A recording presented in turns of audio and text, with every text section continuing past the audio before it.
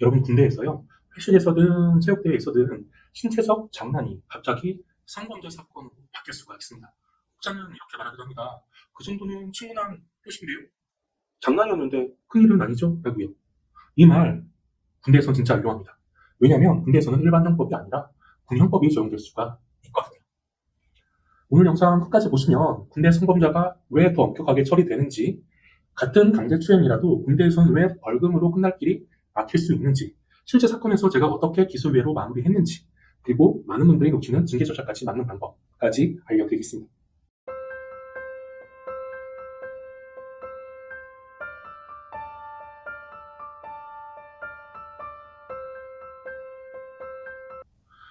군형사 사건을 상담하다 보면 정말 자주 듣는 말이 있습니다. 변호사님, 그거 장난이었어요. 변호사님, 그 정도면 큰일 아니지 않나요? 라고요. 그런데 현실은 그렇지 않습니다. 군대 안에서 벌어지는 성범죄 사건은 처벌 수위도 더 세고 절차도 더 엄격한 경우가 많습니다. 왜냐하면 군형법이 적용될 수 있기 때문입니다. 특히 많은 분들이 모르는 게 하나 있습니다. 같은 강제추행이라도 군형법의 특정 조항이 적용되면 벌금형이라는 선택지가 아예 없는 경우가 있습니다. 그러면 어떻게 되느냐? 초기에 방향을 잘못 잡으면 수사 단계에서부터 그냥 쭉 밀려서 정식 재판으로 이어질 위험이 확 커집니다. 형사 재판을 받아야 되는 경우가 발생될 수 있다는 뜻이겠죠? 여기서 먼저 결론부터 말씀드리겠습니다.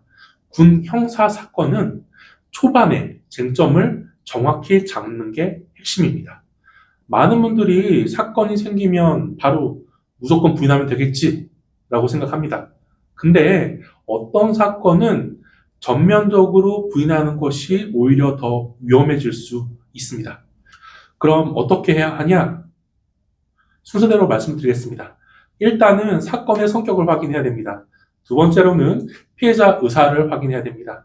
세 번째로는 피해자와 내가 합의를 할 수 있는 가능성이 있는지 판단해야 됩니다. 네 번째로는 양형 자료 준비가 필요할 것입니다. 그리고 마지막으로 중요한 거 하나 더, 징계까지 같이 설계하여 이 모든 걸 동시에 들어가야 할 것입니다. 여기서 제가 맡았던 사건 하나 말씀드리겠습니다.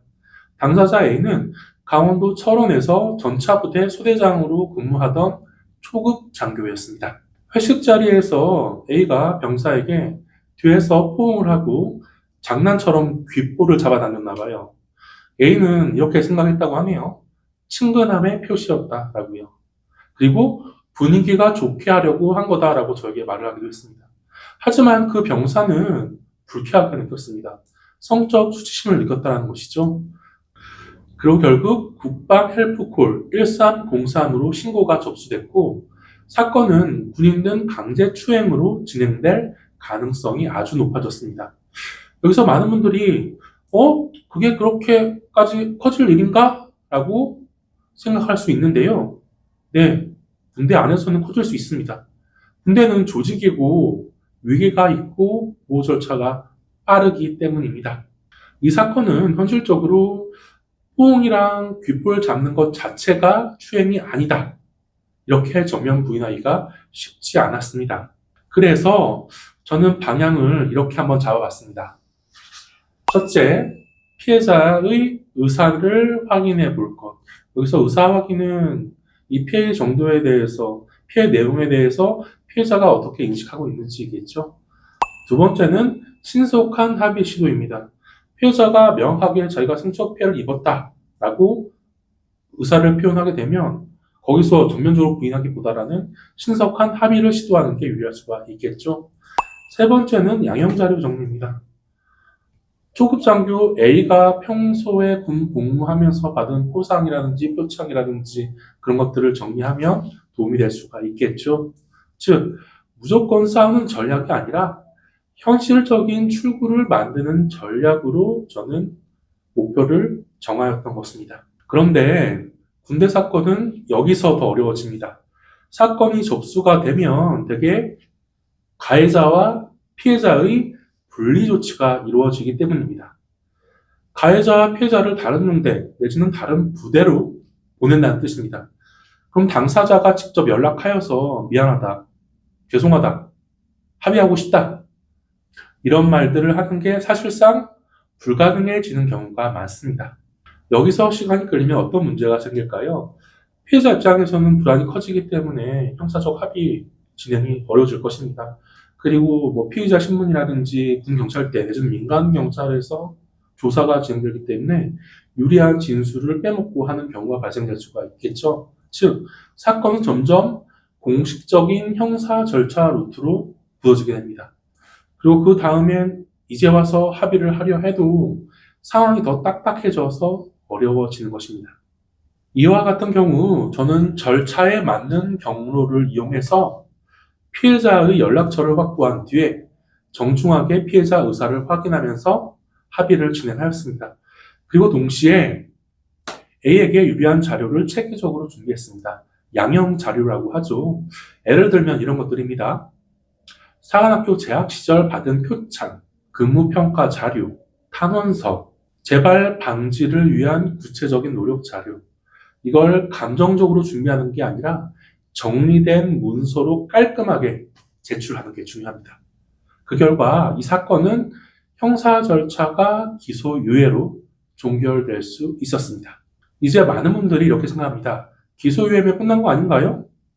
내지는 형사에서 끝났으니까 이제 괜찮은 거 아닌가요? 아닙니다.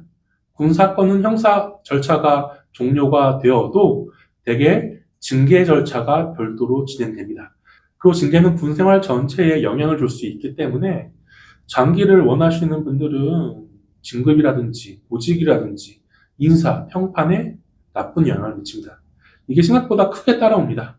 저는 형사 단계에서 썼던 논리를 그대로 이어가서 징계 단계에서도 변호인 의견서를 준비하였습니다. 사건이 어떤 경위로 발생되었는지, A가 재발 방지를 위해서 어떤 노력을 하고 있는지, A의 현재까지의 복무 태도와 자료가 무엇인지 이걸 같은 방향으로 정리해서 제출하였습니다. 하여 최종적으로 징계, 불이호, 취지 결정을 받아 A는 특별한 불이익 없이 군 생활을 지속할 수 있게 되었습니다. 마지막으로 정리해드리겠습니다. 군 형사 사건은 처음부터 쟁점을 정확히 잡고 형사 절차와 징계를 같이 설계해야 합니다. 초기에 감정적으로 대응하거나 장난이었어요 라고 말을 한다면 사건은 더 커지고 원치 않은 방향으로 갈 수 있기 때문에 조심하셔야 됩니다. 마치겠습니다.